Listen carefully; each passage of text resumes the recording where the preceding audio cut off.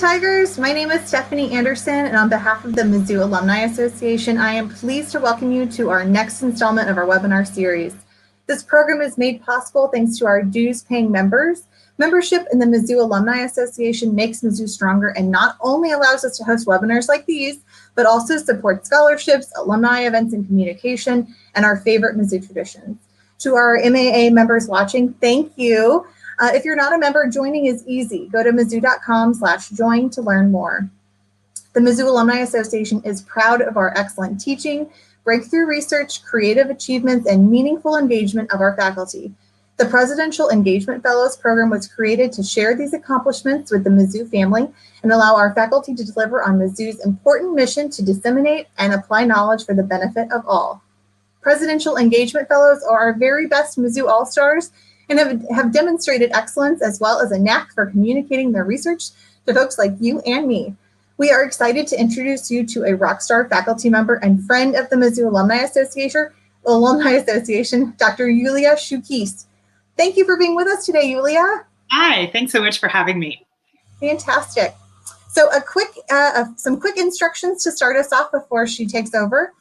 There will be time for Q&A at the end of Dr. Šukys' presentation, so please click the Ask a Question button at the bottom of your video. Go ahead and submit your questions as you think of them, and we will get to as many of them as we can. So a few words about Julija to get us started. Julija is an associate professor of English and creative writing at Mizzou and a senior editor at Essay, a journal of nonfiction studies. Julija is an award-winning author who works with emerging writers of nonfiction to help them craft literary text from memory, experience, and research. She knows what it means to be driven to write a book, how to go about researching eclectic subjects, and what it takes to bring on ambitious writing to fruition. Julija is the author of 3 books, 1 book-length translation, and more than 24 essays and articles. She is currently working on a project about university and college campus shootings that took place across the United States and Canada between 1966 and 2015. As you can tell, Julija is an expert at growing books, and we are honored to have her here with us today for this virtual event. So I will let Julija take it away.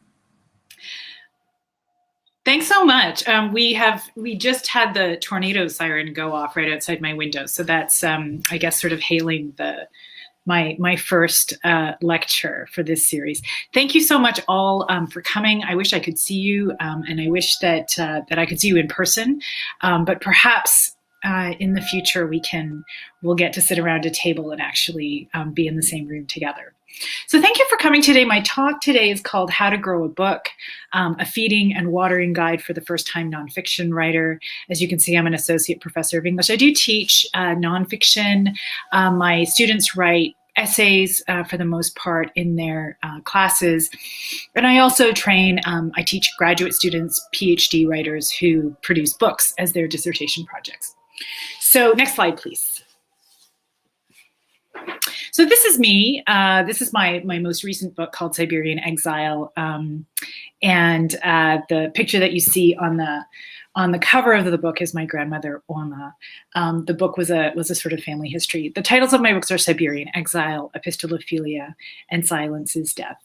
My work is deeply researched. It's based on archival work and travel, and to a certain extent, family stories. Next slide, please.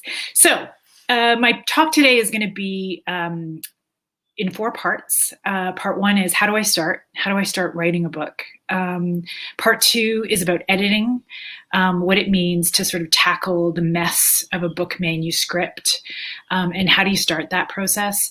Part 3 is placing your book, which means finding a publisher for it, finding a home. And part 4, we're going to talk a little bit about publicity and marketing. Go ahead, next slide, please. So part 1, seeding and feeding. You'll see the garden metaphor go all the way through this talk. Next slide, please. So 3 common mistakes that first-time writers make, that beginning writers make, and that we'll sort of talk around during this presentation today is, number 1, underestimating both the time that both writing and publishing take. I think that it often comes as a real shock how long it takes to write a book, and then how long it takes for a book actually to find its way out into the world. The second thing that I think beginning writers often make is they jump from idea to finished product too quickly. The idea that trying to place a book too early, trying to find a publisher before you actually have a book to place. So we'll talk about that. We're going to talk through sort of what it really looks like to sort of start with an idea and bring that book all the way through. And the third mistake that I see, and the third sort of thing that happens and hampers people, is simply giving up before you've even started. So we're going to talk about how to get through those really hard moments, and sometimes simply knowing where you are in the process and what awaits you can really help you keep going. Next slide, please. All right. So as I said, originally when I pitched this idea of a kind of Q&A on how to grow a book, I wanted it really to be interactive, and I wanted to sort of build it around a live Q&A, and to have it sort of to be more spontaneous. Obviously, that's not happening right now. So what I did instead is I did some crowdsourcing for questions. So you'll see that there's like a crowdsourced Q&A that I've seeded through the presentation today. Some of these questions come from students. Some of them come from the writers community, from the beginning writers community, and I'll answer these questions as we go. I suspect that these questions will anticipate some of your questions, and please do feel free to put questions into the Q&A. I hope to have about 20 minutes at the end to talk, and so if you have specific questions that I haven't addressed, I'll be very happy to talk about that, or for clarifications on anything that I've said today. So the first question comes from Sharon, and she asks how to deal with writer's block. So let's go to the next slide. So writer's block is a sort of code in a way for a lot of writers. I know there are writers who really don't believe in writer's block. The fact is that writing a book is hard, and writing a book takes discipline and regularity. So the best way to grow a draft is simply to keep returning to your desk at regular intervals and putting your bum in the seat. One way to do it and to sit down is to set a timer, to turn off the internet, and to write for a specified number of minutes every single day, or 5 days a week, or however many days a week you specify. It's very much like any other habit, like exercise, like sleep hygiene, right? You do it again and again and again. There are writers who advocate sitting at the desk no matter what, and you don't write only when you have something, when you feel like writing. You write because it's time to write. The other way, so there's the timer method, and there's the minimum word count method. I find that for me, I do the latter. I generally speaking set myself, when I'm growing a first draft. Here we're talking about first drafts, right? We're talking about the messy first draft. When I'm producing a first draft, the way that I have found for me that it works is I set a minimum word count per day. And for me, that's 500 words. It's not very much. 500 words is about 2 pages double spaced. And if I hit that and I have nothing else in me, then I say that's good. And I go on to something else, whether it's reading or researching or prepping my teaching or whatever. Oftentimes that 500 words will then turn into 1,200, or on a really good day, 1,800. But remember that books happen one word at a time, and that there's no magical formula, and it's really just one word after another. Okay, let's go to the next slide. So another thing that beginning writers often ask is there's a sort of an anxiety about almost being like overly influenced by the words of other writers. So Anthony asks, should I read other writers while I'm writing my book? I'm afraid of parroting another writer's style. I'm a big believer that writers read. Every good writer is a reader, just about. I don't know that I've ever met a writer who isn't a reader. The reading that you do can take all kinds of forms. Oftentimes, you may be reading other writers for style, simply for pleasure, for research. And then, of course, there are craft books, right? There are books about writing that can be incredibly helpful to remind you, to help put up the mirror to your bad habits in writing. So the answer here is, do not be afraid to read other writers. Some teachers of writing use imitation and mimicry as a way of teaching their students style. It's not something that I use very heavily in my pedagogy. I think the most important thing, especially in nonfiction, is to find your voice, to figure out a way of putting your voice, whatever that voice is, onto the page in a way that feels natural and authentic and comfortable, and to sort of peel away any kind of armor that you might have developed over the years. Scholars, for example, often write with a lot of scholarly armor, right? A lot of passive language, a lot of jargon. So some of the work of the nonfiction writer who is trying to address a broad audience is to strip some of that away. So should good writers read? Yes, they do. They absolutely do. And they read widely and voraciously. Next slide, please. So I mentioned the idea of reading books about writing, especially for beginners. Or beginning writers, or if you're struggling. I have two suggestions of titles that many writers have found really, really helpful. The first one is Julia Cameron, and it's a book called The Artist's Way. It's possible that some of you know this book. It's a very well-known book. And The Artist's Way is it's almost in the self-help genre. It's really kind of a program. It's a sort of an unleashing of creativity kind of program. And it's not just for writers, but it's incredibly helpful for writers. The biggest takeaway of this book is the idea of morning pages. And the idea is you wake up first thing, you sit down, and before you do anything else, you write out a certain number of pages or for a certain amount of time by longhand. It's the idea of writing fresh and uncensored and without fear, and tapping into something that's really natural to you, and that ultimately becomes really urgent. I have a very good friend who we will meet later in this presentation, just by a quotation. My friend Karen Babine swears by morning pages, and her last book was essentially a product of her morning pages. So if you're sort of floundering and you want someone to help you sort of figure out how to create a creative program for yourself, The Artist's Way might be a good place to start. The second book that many writers will tell you has been an important source of wisdom for them is Anne Lamott's Bird by Bird, and it's a book about writing. And the takeaway in Anne Lamott is one of the people who writes about the importance of sitting down at your desk, bum in seat, and you write no matter how you feel, no matter whether or not you feel like writing that day. And her most famous term, and here forgive me, she says that you produce shitty first drafts. So it's the idea of producing a first draft, without fear, without censorship, without judgment. It's much easier to return to sort of messy pages and to edit than to try to write perfectly the first time.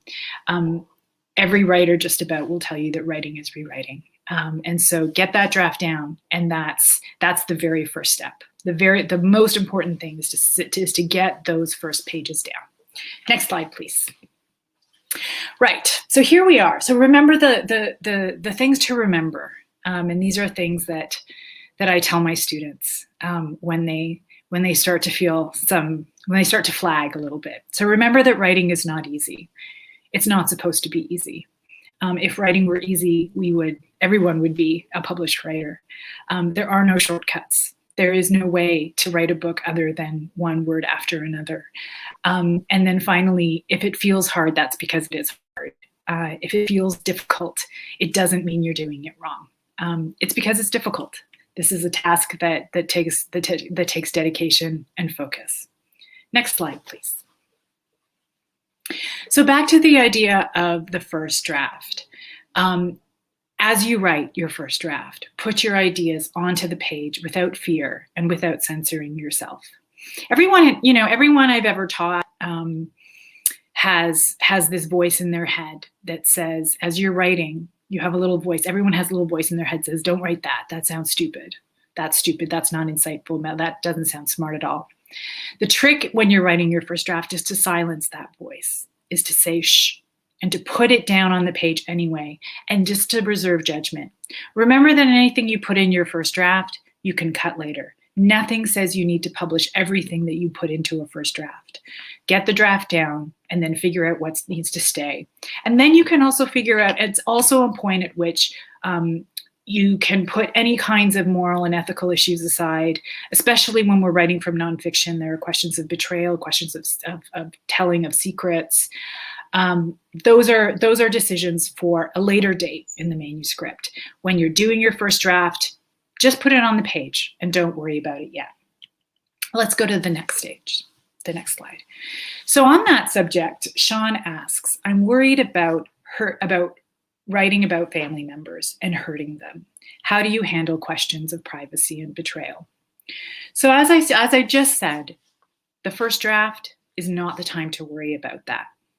I often find that these sorts of ethical dilemmas and about truth-telling and about betrayal are actually sort of at the heart of nonfiction. And those questions are not simply, they're not simply an obstacle in the writing, they're actually at the heart of the writing. Oftentimes when you ask yourself, well, what is this book really about? Often that question of betrayal and whether or not you have the right to tell the story may in fact be the central question of the book or the essay that you're writing. So my advice is to put it on the page and to wrestle with it, and to give it the time and give yourself the time to figure it out and to work your way through that question. You don't have to have the answer to every ethical dilemma at the beginning of the project.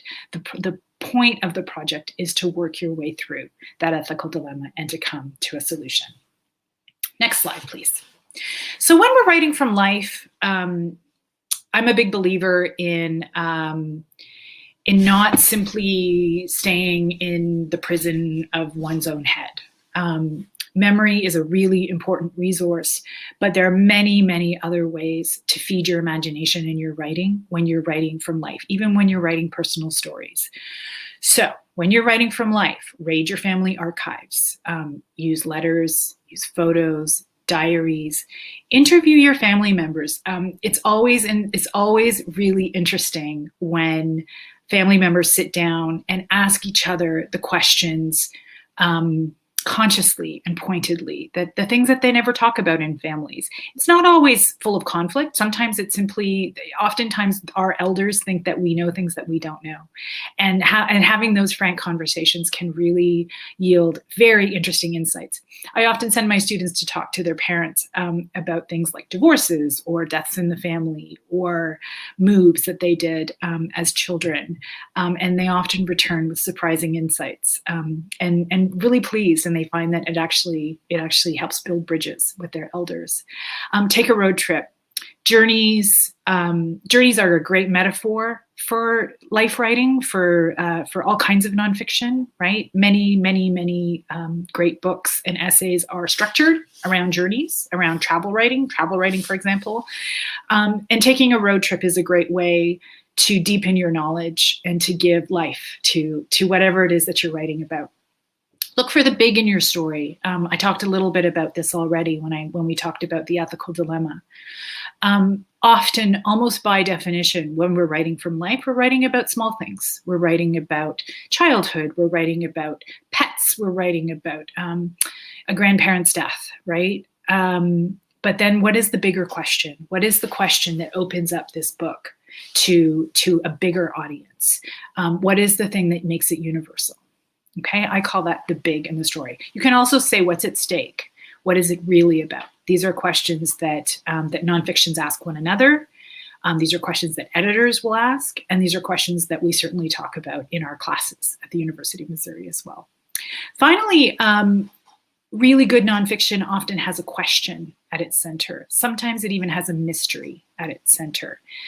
I tell my students, the best way to make an essay or a memoir interesting is to have a question that you really don't know the answer to, that you're trying to answer. If you have something that you are trying to learn, then your reader will learn along with you. It's a much better idea to set out looking for an answer than to set out to try to teach your reader something you already know. The journey of discovery is the thing that breathes life into really good literary nonfiction. Let's go to the next slide. So here we've made it to part 2, editing your manuscript. So you have your manuscript, you have this big pile, you have this big mess of paper. Now what? What do you do? So the question is, so here, let's go to the next slide.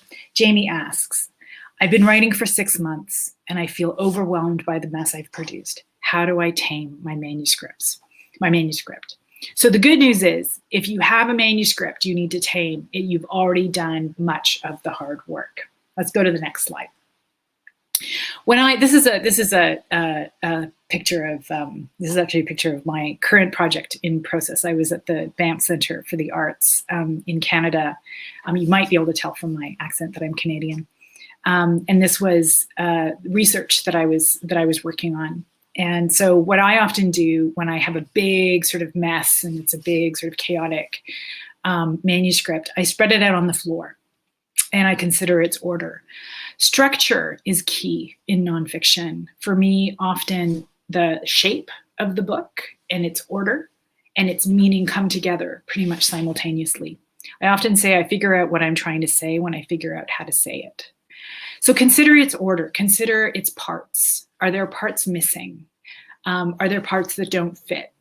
Do you have questions that come forward that you didn't know you had? Take note of those questions. Are there threads? Are there things in common that you didn't see before?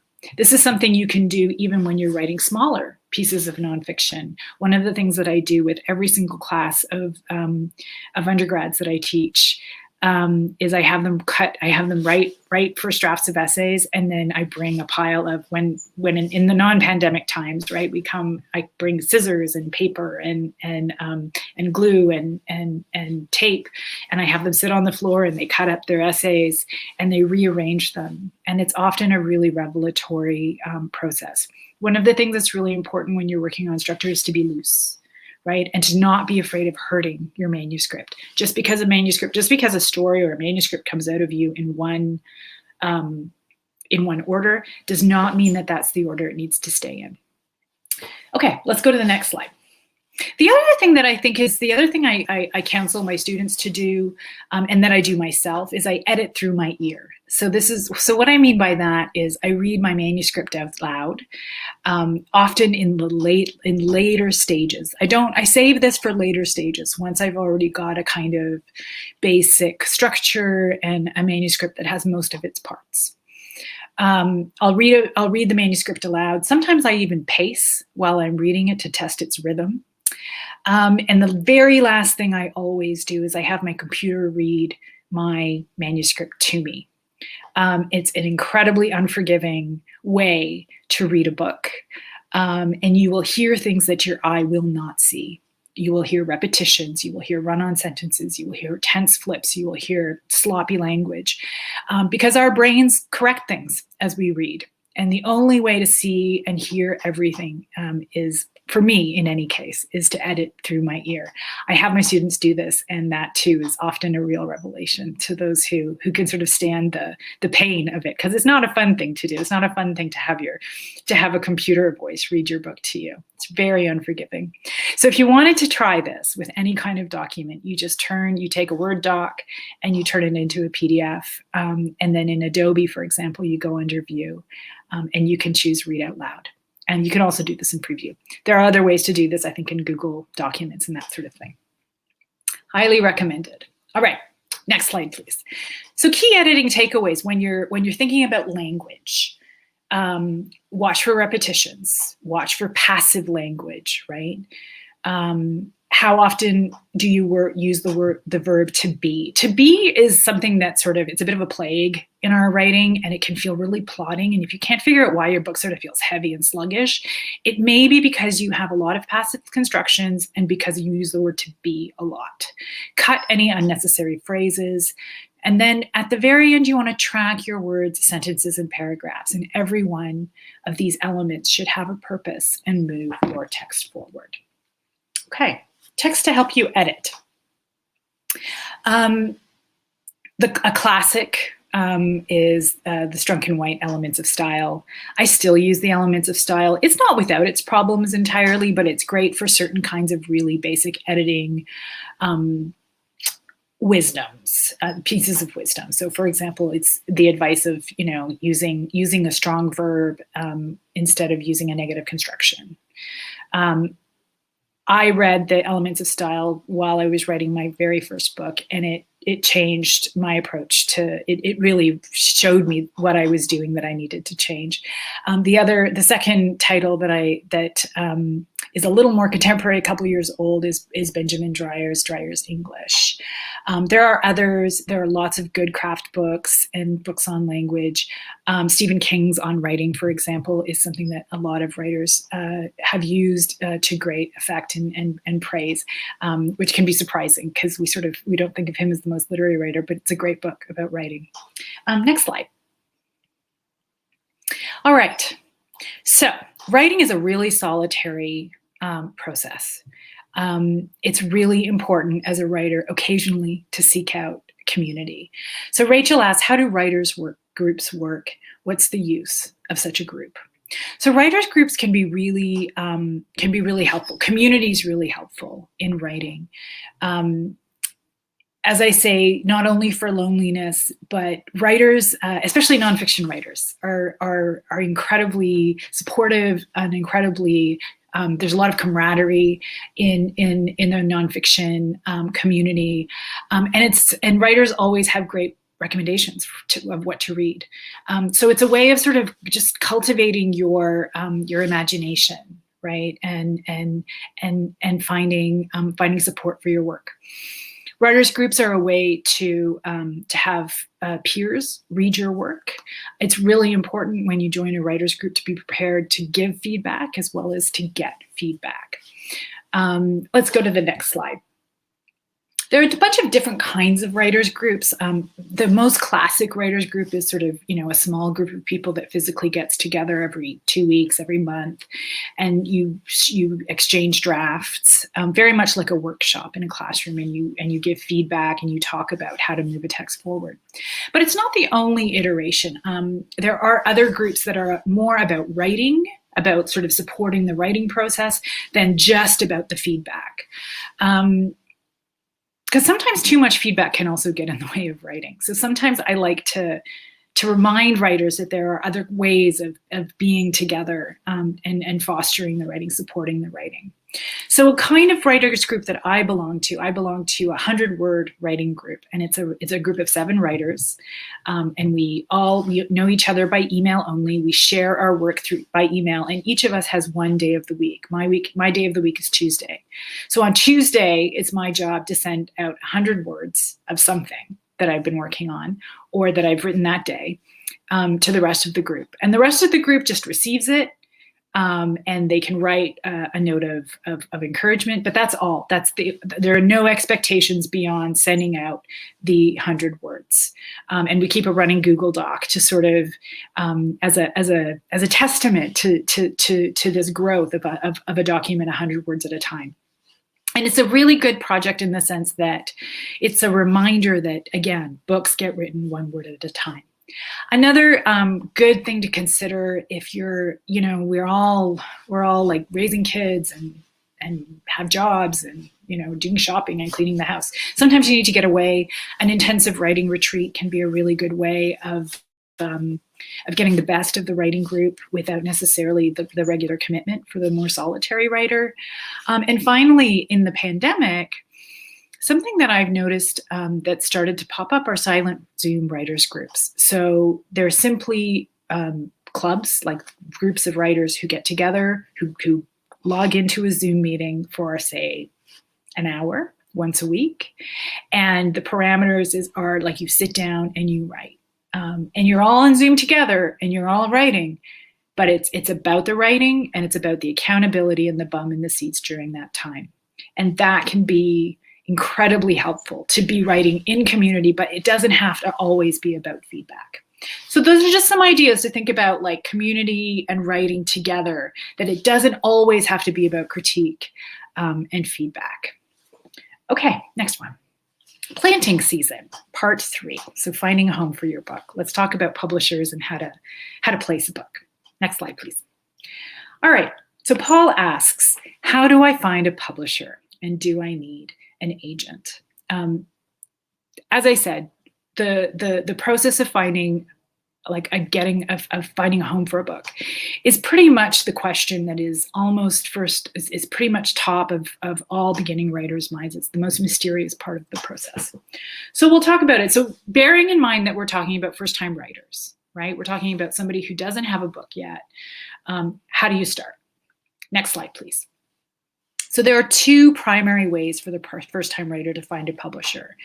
You can try the agent route, or you can submit directly to an independent press. Independent presses there are all kinds of small presses out there, small and medium presses of all kinds. You can find databases of agents. On the left, I've put up a website called agentquery.com. It is a paid membership. So if you wanted to use it, you'd have to at least pay for a month's access. It is a good way to sort of get the lay of the land where agents are concerned. And on the right, I've just found one database of the best independent publishers. And you can pretty much, you can really dig deep and sort of ask around. And this is another area where community really comes in handy. When you have a book manuscript and you want to know where to publish it, other writers are the best resource to talk about, is this a book that an agent might take? Is this a book that an independent press might take? Who might be interested in this kind of work? How do I get in touch? Next slide, please. So if you decide to try the agent route, so just to be clear, these 2 things are not mutually exclusive. If you want to try the agent route, nothing says that you can't also try the independent press route. If you wanted to aim high and then sort of go, sort of scale back your ambitions, start high, start with the agents. It's an agent that will get you into one of the big presses, something like Penguin Random House or HarperCollins or something like that. So agents, the thing to know about agents is that agents are about money. An agent will take you on if an agent thinks he or she can make money off your project. So that's the first question that you've really got to take a hard look at your book and decide and ask yourself, like, is this a commercial project? When looking for an agent, follow their query guidelines to the letter. If they ask for 1 chapter, don't send them 3 chapters. Don't send a nonfiction book to an agent who represents fiction and children's literature. So dot your T's and cross your I's and be professional, and only send an agent what an agent wants to see. Next slide, please. All right, independent presses. So consider independent presses if your project is more artistic or literary or intellectual than commercial. So many independent presses do not require submissions to be agented. That means you can submit to many independent presses on your own. There's a door to knock on and you can send a manuscript or a query. Commercial presses, as I said, like Penguin Random House, require agents for access. The New Yorker, for example, requires agents for access. I think they only take unagented poetry. Many university presses publish high quality and non-academic nonfiction. This is something that a lot of beginning writers don't realize. Many university presses have really branched out to sort of mainstream or literary nonfiction, and it is a very, very good route to consider. If your purpose is to get a good quality book out into the world, it's not a bad route to consider. Again, as with the agents, follow a press's query or submission guidelines precisely, right? So you need to look and see who is the editor who acquires books like the one you are pitching. Look at their guidelines. Look at many of them. Many presses will put examples of query letters up. If you don't have an example of a query letter, that's what a writer's group is for as well, to share materials, to workshop those kinds of materials as well, okay? Finally, you pretty much get one shot. So if you pitch a book to a press and they want to see it and then they say no thank you, that's it with that press for that book. You can certainly knock on their door again, but it's going to have to be with another project. Okay, so you want to time things right, and you want to be ready when you knock on that door, because otherwise you've lost that opportunity until the next book. Next slide, please. All right, timing. So Cassandra asks, this whole thing is taking forever. Forgive the typo, there's a typo in this one. What am I doing wrong? How long should it take to write and publish a book? Okay, next slide. So here's my answer. Be patient. Writing takes time. So to give you a realistic view, my books take on average 5 years to write. Publishing takes time too. My press is really slow. My press is the University of Nebraska Press. It's one of the premier nonfiction presses in the country now, but it's a slow press. They publish good books, but they don't do it quickly, and it takes about 18 to 24 months to put out the books. We can also talk a little bit more about step-by-step what steps are involved, perhaps in the Q&A. All right, let's go to the next stage. Part 4, propagation, publicity, and marketing. Okay, so you've done your shitty first draft, you've done your edit, you found a home for the book. Congratulations, you've got somebody who wants to publish it. Now what? Publicity and marketing. This is something that many writers struggle with. We're often introverts, and this part of the process can feel really uncomfortable. So let's talk about what's involved in publishing and marketing as an author. All right, so Lindsay asks, when publishing a book, is it necessary to have a following first? Okay, so let's answer that question. Next slide. So when we talk about a following, what presses and authors tend to talk about is an author platform. An author platform means a sort of public presence. Who are you in the world? If an editor Googles you, what are they going to find? And if you don't know the answer to that question, Google yourself and find out. So what you can do to build a platform, right? To create a sort of track record for yourself, a footprint for yourself. It can be a professional presence that has multiple. There are multiple ways to do this, and depends on the kind of book that you're writing. For example, if you're a food writer and you own a restaurant, that's a platform, you know. But if you're a first-time memoirist, you're going to need to go about things a little bit differently. So you can build your CV by publishing essays and articles, right? So start by getting stuff out into the world, and by learning, writing smaller things that teach you about the editing process and the publishing process. The press is going to send you something called the author information form, which is going to feel overwhelming. It's like pages and pages long, and they ask you for all your publications and any prizes you've won and any blurbs you might be able to solicit from very famous writers, where your book might be reviewed.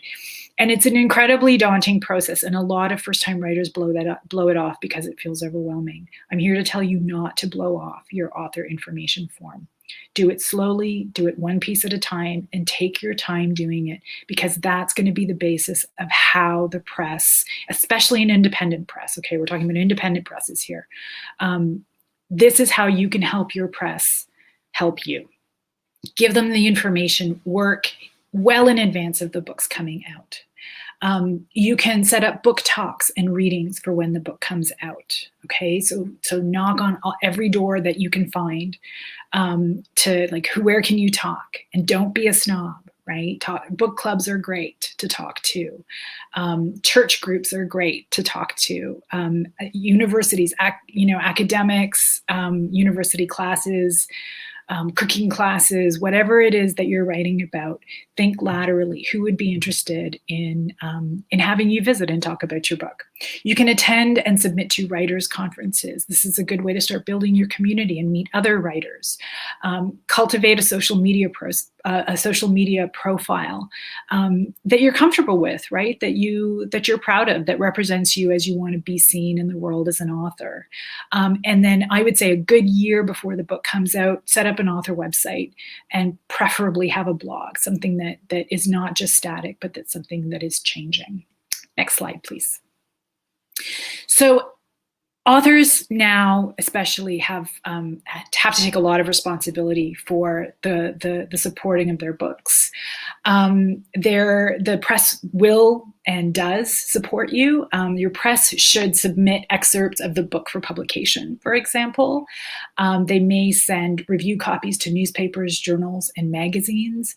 They may nominate your book for prizes and awards. You may have to have a conversation with them about entry fees and about who's going to pay for those entry fees. They should have a social media presence, and you should be part of that social media presence. I've written, for example, guest blog posts for the University of Nebraska Press, and they should absolutely amplify your accomplishments. If you win a prize, if you get a good review, you should be in touch with your publicist so that gets out into the world. Next, please. All right, so I mentioned my friend Karen Babine, who's a great writer of nonfiction. I asked some of my friends and what they wish they had known when they published their first book. And Karen said this. Karen said, "I wish I'd known how publicity and marketing worked. I didn't know enough to ask if the publisher was making galleys." Galleys are uncorrected proofs of the book. They look like the book, but they're not quite finished yet. There might be some like little errors in it. So I didn't know enough to ask if the publisher was making galleys. I didn't know enough to ask if they were sending it out for review. By the time I realized they hadn't and weren't, it was too late. So next slide, please. In terms of reviews and mainstream publicity, a book has a lifespan of about 3 to 6 months. It's really short. An academic book has a slightly longer shelf life in terms of reviews, and the fact that a book can be taught in classes also gives it a much longer life. But the 3 to 6 month sort of window is why authors have to lay the groundwork for publicity before a book appears. So that's why when you're thinking about a book and the book is on its way out, if you can start stuff, if you can lay the groundwork a year in advance, it's a good idea. Next, please. All right, final question. Shelby asks, how do you feel when you've published a book? Proud, tired, and do you worry you'll never write again? I thought about this question a lot. I think it's sort of a little bit of everything for me in any case. There's certainly a sense of pride, definitely a sense of exhaustion. There is a sort of feeling of like you've climbed the mountain and you made it. And the idea of thinking of the next book is absolutely, it feels almost impossible to think about again. It's a bit like having a baby, in the delivery room and thinking of doing that all over again.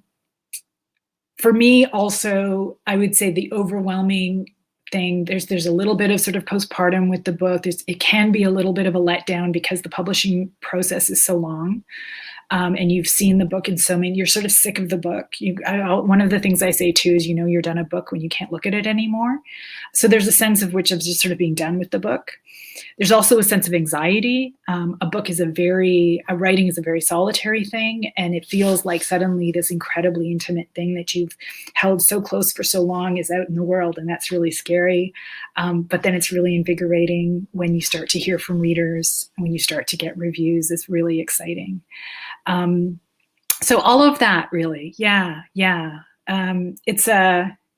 It's the only thing I ever really wanted to do. So I feel really lucky that I get to go on this ride all the time. Next slide, please.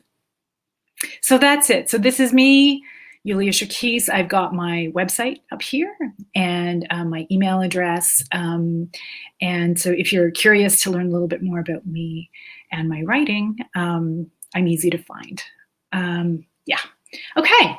So I see we've got some questions to do. I'm going to let Stephanie moderate the Q&A and sort of figure out which questions we want to ask. We've got about 15 minutes for questions. Perfect. Yes. So thank you. We do have some questions that have already been submitted. If you haven't and still have some burning questions, please submit them. Like we said, we've got several minutes left to answer those. So the first question we have is from Tiffany, and she wants to know, how do you know when your idea is big enough for a book? Yeah, this is a really good question. It's kind of a hard question. It's one of those mysteries. One of the things that I have two answers to this question. One is a writerly question. One is a writerly answer. So one is, I almost always work out the big idea of a new project in microcosm, by which I mean I write a short text. I write and I publish something small, like an essay of 15 pages or 30 pages. And that allows me to sort of work out what is the big of the project. And I think that's how you know. Is it big enough? Can you find that bigger overarching question, right? Is there a story you need to tell? Does it have enough parts? Is it is there something beyond this essay? And by writing that essay, the essay should tell you. You should have a good sense of whether this could grow or if it's just an essay.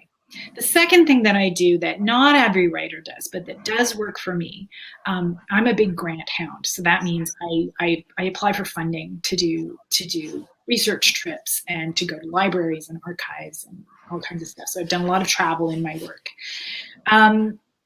So I write a lot of grant applications. And so for me, if a grant application if I win a grant, it means that a group of people sat down and looked at my idea and was like, yeah, this idea's got legs. So it's a sort of quirky way of figuring out if an idea is big enough, but it's a way of sort of almost submitting an idea to a writer's group, but it's a writer's group that I don't know. But that would also be a thing that I would do. I would absolutely talk it through with writers whose opinions you trust, right? Not everyone's opinion isn't going to be. You shouldn't take to heart every single person's opinion. There are people you're going to see eye to eye with, and there are people who are going to be thinking about things differently. It should be somebody who's writing and whose way of thinking you respect, and talk it through, and sort of see if there are, And also remember that books can be small. There's nothing wrong with writing a small book. Small books are kind of my favorite these days. I'm a big fan of the small book. All right. Go ahead, Stephanie. Let's choose another question. Okay, so we have another one. When did you write your first book, and how long did it take to find someone to publish or take on that project? So I started life as an academic, right? So I have a PhD in comparative literature, and I did this like really painful, slow transformation to a writer of nonfiction. So the thing that I think taught me about this process that I'm talking about, like just bum in the seat, keep going, was writing my dissertation, which I finished my dissertation in 2001, and I started writing a totally new book, with nothing to do with my dissertation that year. The book came out in 2007. So I was in my very early 30s when that book came out. The book and my baby came at the same time. So so I was in my 30s, and the book took 5 years to write. And then again, like, as I say, like 18 to 24 months to actually see the light of day. I sent it out at that point, I was only sending to academic publishers. I sent it to about 6, got no responses, or I got one response from a very small press that I wasn't particularly interested in. Sorry, I'm not doing very well with this camera. There we go. And then I sent it out to a second round of publishers, like totally into what we call the slush pile, right? So nobody knows who you are. You're just sending it through the front door. And you hope that, an editor opens it and that it lands on an editor's desk. And it did. An editor picked it up. Her name is Heather Lundeen at the University of Nebraska Press. And it was a very strange book. And she picked it up and loved it and championed it and sort of shepherded it through to publication. Yeah. Awesome. We have another question, two parts. One is from Kim. She wants to know if the slides will be available, and I can address, yes, actually this whole webinar is being recorded, so if you joined late, not a problem. You can go back and rewatch the whole thing again later, or if you just need a refresher on some of the tips because they were so great, you can do that. But her question for you is copywriting necessary? So copywriting, the thing about copyright is that if you write it, you own it. It's a little bit like you don't actually generally have to send, you don't have to copyright your own book. If you're going to publish a book with a press, one of the things you do have to look at very carefully in your contract is that some presses want to take copyright. They want a copyright, like they want the press to own the copyright. And that's a mistake that beginning writers make. They give away copyright. Don't give away copyright. Insist on having the copyright. But there isn't, generally speaking, anything you need to do to copyright a work. If you made it, you own it. So copyright is something that, copyright exists whether or not you send it off to an authority. For example, when I work with manuscript materials, those are copyrighted. Like I need permission to use those materials, and there are laws in place that protect us as writers for that. I would say any questions, the Writers Guild of America is a really good place, a really good resource for any sorts of questions like that. And don't forget, your best resources for sort of technical questions about intellectual property law are archivists and librarians as well. Yeah. Great. I think this is the last question we have submitted, at least so far. So, how do you keep from getting discouraged when your ideas fall through and you have to keep going back to the drawing board? I guess the question is, what does it mean to have an idea fall through? I think that the thing about nonfiction, when you think about nonfiction as a journey of discovery, it requires an incredible sort of looseness and openness, and you really do have to be ready for just about anything that you'll find. So I'll tell you a story about sort of my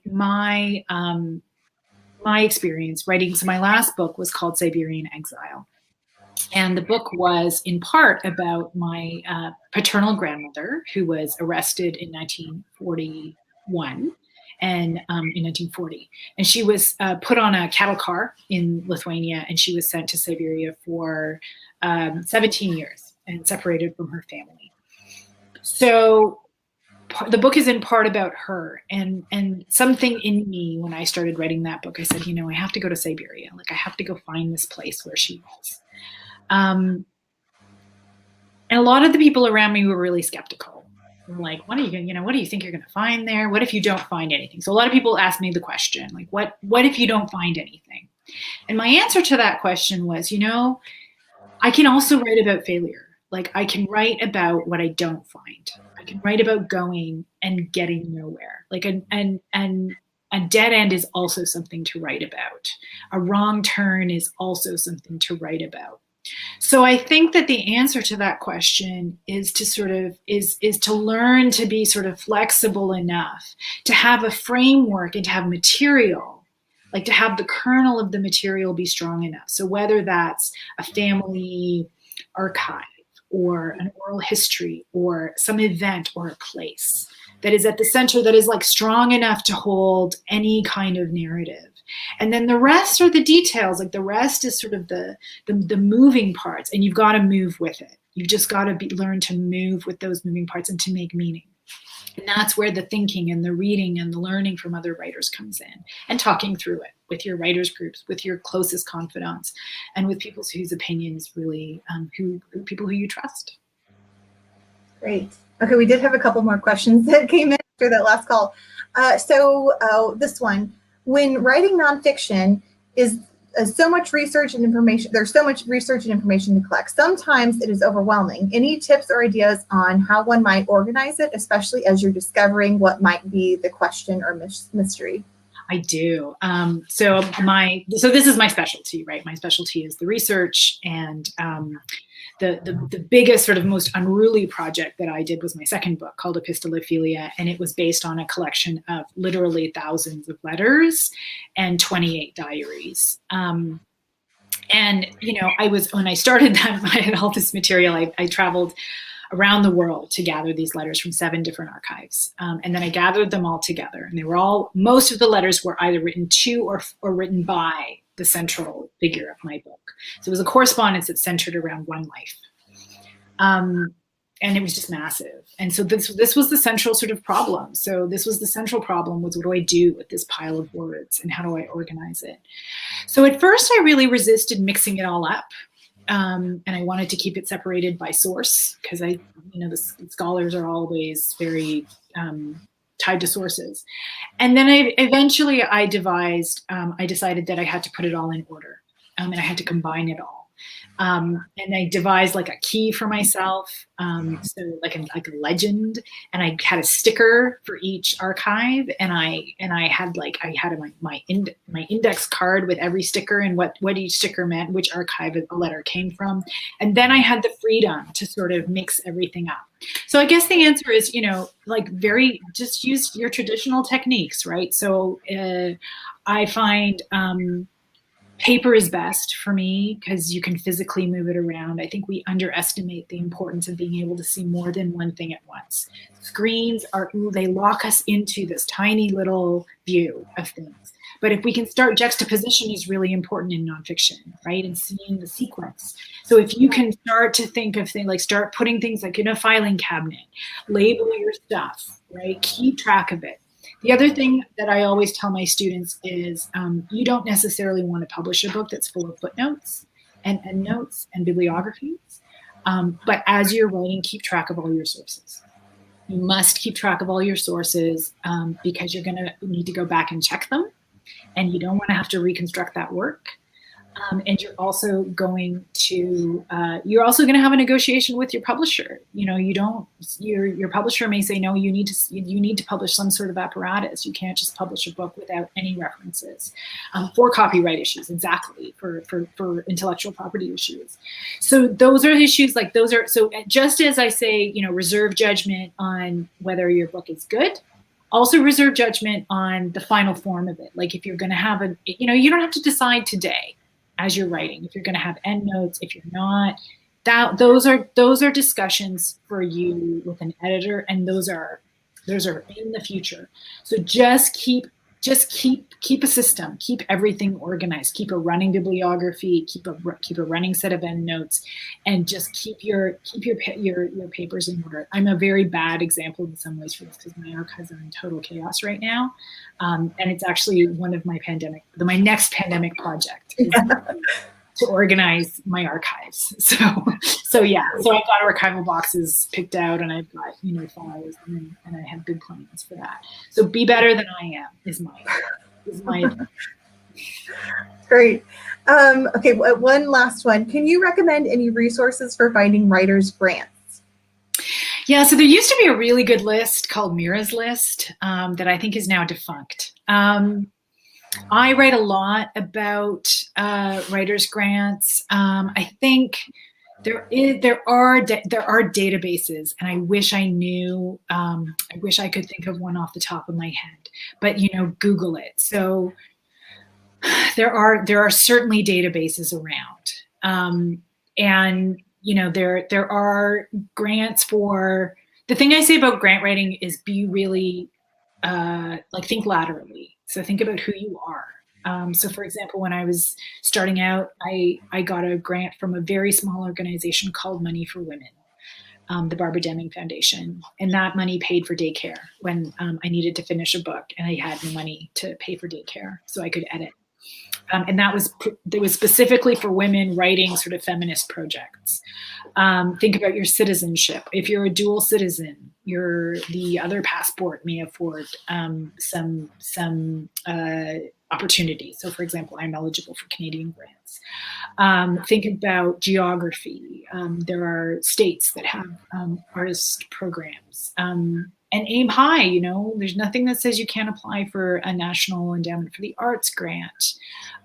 Writers' residencies, artists' residencies. So there are databases around, and I wish I had one at the tip of my tongue. And Mira's list used to be the one I would send people to. It was a list cultivated by the writer Mira Bartok. I think she's no longer doing it. But you can check out my website. I certainly have some resources for grant writing, and just use Google. Join a writers organization. Look at the Writers Guild. Look at the Association for Writers and Publishers. Also, the AWP is our professional organization. So any kind of professional organization will help you. Again, librarians. Librarians are the people who can help you find what you need. I think we underuse librarians as writers, and if you have a question, a public or academic librarian should be the first place you go, because they will find things. They have skills you don't even know exist. Wonderful. Well, thank you, Julija, again, and thank you, viewers, for all of your great questions and for joining us today. Mark your calendars for our upcoming webinars. We've got 2 coming up still this month. Next Wednesday, November 11th, financial expert Michael Micheletti will give tips on how to navigate the economic impacts of the COVID-19 pandemic. And then on November 19th, alumnus Daniel Willis will share his story as a writer-director in Hollywood, including his experience directing episodes of ABC's Grey's Anatomy and NBC's The Blacklist. So until then, M-I-Z. Z-O-U. Bye, everybody. Thank you. Bye, everyone.